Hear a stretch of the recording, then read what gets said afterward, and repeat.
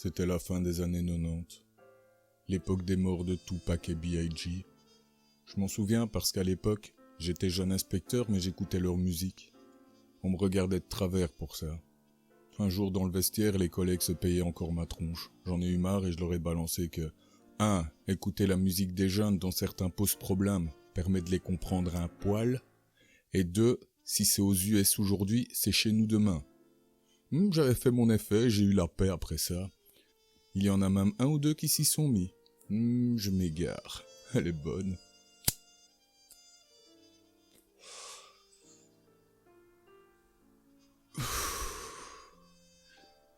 Passons. Je faisais équipe avec un vieux de la vieille, Henri. Il m'apprenait le taf, c'était un été étouffant. On avait été appelé sur un triple meurtre. Et cette histoire me turlupine encore. On arrive donc à la sortie de la ville de Namur, direction Jean-Blou. C'était une petite chapelle, le genre que tu croises à un carrefour de campagne. Celle-ci, elle était un poil creusée dans la roche. Ah, on s'en fout. Il y avait 3 corps de femmes nues pendues à la grille. Un riverain les avait découvertes en passant vers 3 heures du mat. Les collègues avaient pu boucler le coin avant que le citoyen lambda n'aille au turbin. 3 femmes donc. Une jeune, une entre deux âges et une plus mature. Les alentours ne nous ont rien donné à part 3 petits bouquets de fleurs, des petites fleurs bleues et roses. Chez le légiste, on apprend qu'on a 3 bonnes sœurs. La première, ouais, je vais leur donner des surnoms plutôt que des numéros. Disons que je suis un humoriste aujourd'hui. Bref, la première, ce sera Sœur Fiesta. La quarantaine tapée, petite, grasse, le profil d'une femme qui ne prend pas beaucoup soin d'elle. Elle était marquée par l'alcool. Les résultats montraient aussi qu'on avait une accro au médoc. Mais même morte, elle paraissait avoir une bonne bouille, d'avoir une tête gentille. La deuxième, Sœur Salope, c'était une jeune femme. Elle avait été belle, le corps élancé, une poitrine généreuse, et puis bronzée comme si ça avait été la même en décembre qu'en juin. Enfin, son corps portait des marques de sévices et de rapports sexuels récents. Vaginaux, anaux, buccaux, la totale. Et des marques aux poignets, aux chevilles, comme si on l'avait attachée, mais ça ne datait pas de la veille. Et la dernière, Sœur Sourire, devait avoir une bonne 50aine, voire plus. Très mince, maigre même. Elle portait des cicatrices sur les avant-bras, comme une ado à problème, et des marques de flagellation dans le dos. Elle avait aussi les doigts maquillés, l'index et le majeur de la main droite, et les dents jaunes, tabagisme caché sûrement. Bref, on n'avait pas grand-chose. Côté famille, néant, à part l'oncle de Sœur Fiesta qui était un cardinal à la retraite, quelque part au fin fond de l'Italie. On se dirige donc vers les couvents. Celui de Sœur Fiesta était dans la région d'Arlon. Les 2 sœurs qui nous accueillirent étaient un peu bourrues mais chaleureuses. Quand on a dit ce qui nous amenait, elles parurent gênées. Elles nous ont envoyés vers la mère sup qui nous expliqua en fait que Sœur Fiesta s'était retrouvée dans ce couvent-là à 17 ans. Ado difficile, ses parents pensaient qu'un mois au couvent la calmerait. Mais comme pied de nez assez vieux, elle entra dans les ordres l'année suivante. Après son noviciat, elle fit le vœu d'aider son prochain. Elle mit en chantier tout un travail d'éduc avec des jeunes, entre autres. Mais après quelques années, elle avait plongé, ou replongé peut-être dans l'alcool. Quand on a retrouvé de l'herbe dans ses affaires, c'était le pompon. Mais avec son oncle, tout ça, on ne pouvait pas la virer. Donc elle fut mise sous surveillance, on a réduit ses activités. Elle avait toujours un allant, un sourire jovial, une belle façade. Mais il y a eu 2-3 scandales à étouffer. Bourrée, elle aurait fait le bonheur d'un septuagénaire à moitié grabataire. Elle en a fait. Après ça, on n'a pas eu le courage de dire à la mère sup pour les médocs.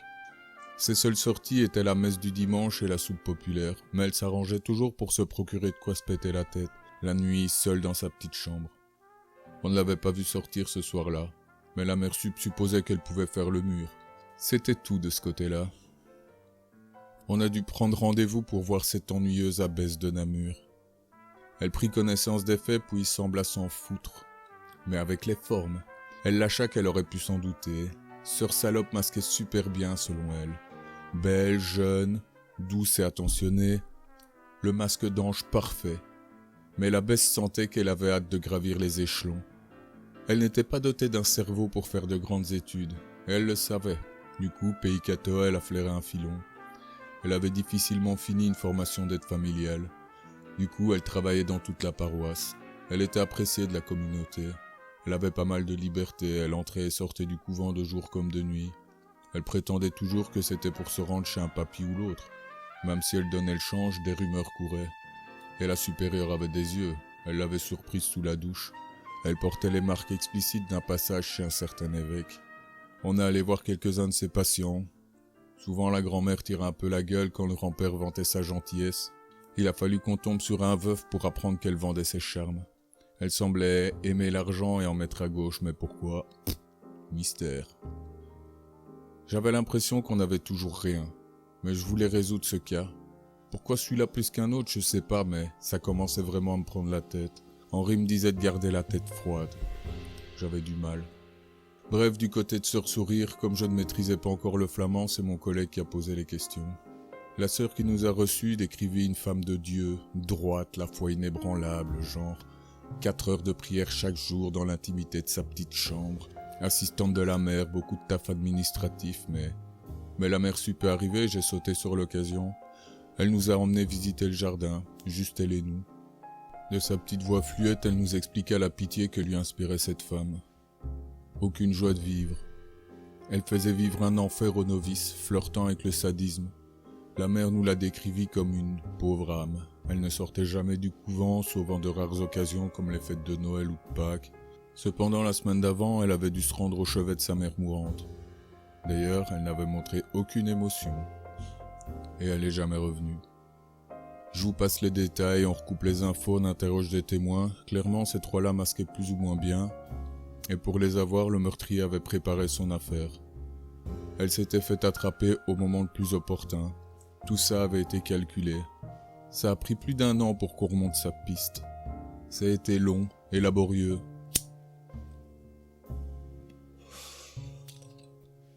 J'avoue que j'ai frôlé le pétage de plomb une fois ou deux. Mais Henri était là.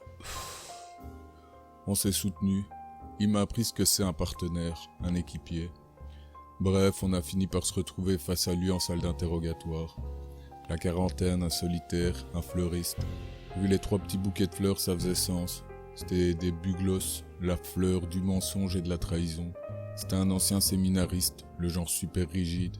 Il se disait déçu du laxisme dans les ordres à cette époque. Alors il achetait sa soutane. Un bon fêlé qui a macéré dans son jus. Il a pris perpète.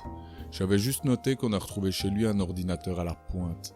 Presque aussi bien que le mien aujourd'hui, c'est dire. Enfin, tout ce qu'il a dit, c'est un truc du genre « La vraie volonté de Dieu s'est enfin abattue ». Le reste, ce n'était plus mon affaire. On avait fait le taf et là, c'était assez. On a reçu des félicitations et je suis parti en vacances pour décompresser. Quoi ? Passe ton chemin avec ton regard méprisant. Je suis dans le local fumeur, là j'emmerde personne. Et ouais, je fais descendre la pression à 10h du mat, et alors ? Et je vais terminer ma nuit après. Retourne à ta pile de dossiers en retard et oublie-moi. Elle était moins coincée à Noël l'an dernier, celle-là. Ces putains de bureaucrates. Je pars donc en vacances au soleil. Une semaine tranquille, farniente. Je vais boire dans un bar un soir sur la plage. Voilà que je tombe sur une très vieille amie. On était voisins quand on était enfants. On boit, on se raconte nos vies, on se marre en pensant à nos histoires de gosses. Puis ses copines lui tombent dessus, genre on devait sortir, allez, nana. Et elle m'emmène, je me retrouve dans une putain de villa avec plage privée. Une de ces teufs. Enfin, passons les détails. Ça part en couille et je me retrouve dans le bureau d'un confrère italien. J'avais passé la soirée à pourlécher, plotter mon ami d'enfance comme un ado. On est resté sur la plage la plupart du temps, du coup, je n'avais rien remarqué de spécial, j'allais être relâché. On a tapé la discute un moment devant un café. Je lui ai raconté ma dernière enquête et il a fini par tirer une drôle de tête. Il avait entendu que loin au nord du pays, on avait retrouvé 2 pendus, une petite chapelle aussi, une mère sup de couvent et un jeune curé de campagne. Je trouvais ça un peu bizarre, j'avais un arrière-goût de... Ce n'est peut-être pas tout. Cette affaire restait dans un coin de ma tête. Je pouvais pas m'empêcher d'y penser à un moment ou l'autre. Je gardais l'idée qu'il y avait autre chose. Mais je ne pouvais plus rien y faire. J'ai très vite eu de quoi m'occuper les méninges de toute façon. Quelques années plus tard, je me faisais chier une réunion interminable. Un détachement d'Europol nous parlait coopération internationale et fichiers informatiques européens. Il y avait une jolie rousse parmi eux. Son investissement semblait rivaliser avec mon intérêt. À la première pause, sous prétexte d'une clope, on a fait l'école buissonnière. Entre anecdotes, drôles ou pas, railleries des supérieurs et une bonne bouffe arrosée, on a créé un lien. Et elle m'a raconté sa première grosse affaire. Du coup, je lui raconte l'affaire des nonnes avec extension italienne. Là, elle m'expliqua d'abord que l'affaire italienne avait été résolue. Les victimes étaient amants, et ils avaient aussi chacun leur squelette dans le placard. Le meurtrier, c'était un vieux moine qui vivait reclus quelque part dans la montagne. Détail bizarre, au fin fond de sa cahute, on a retrouvé un PC de haute performance et une connexion internet par satellite. Puis elle me raconta une autre affaire, chez elle en Pologne. Elle venait d'être nommée à Europol, elle devait partir en fin de semaine. Donc elle n'a pas hérité de l'affaire, mais elle a quand même entendu qu'on a retrouvé 3 pendus aussi. Une sœur, un évêque et un moine. Mais elle n'en a jamais su plus. Au moment de se quitter, elle m'a dit qu'elle commençait le tour de l'Europe avec ses petits copains. D'autres affaires similaires parviendraient peut-être à ses oreilles. Et je persistais dans l'idée que ce n'était pas tout, que ces affaires avaient un lien. Mais ce n'est pas un film, je me suis fait une raison et je suis passé à autre chose. Mais j'ai jamais oublié.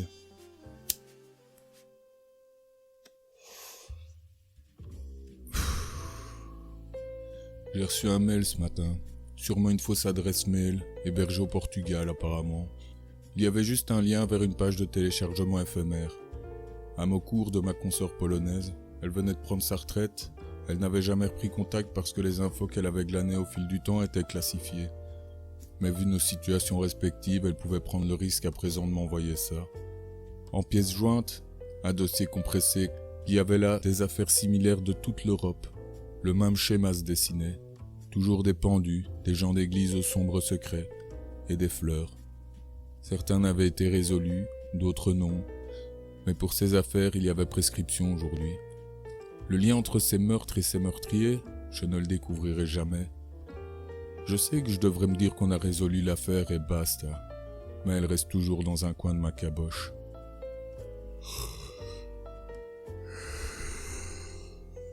Enfin, je vais terminer ma nuit.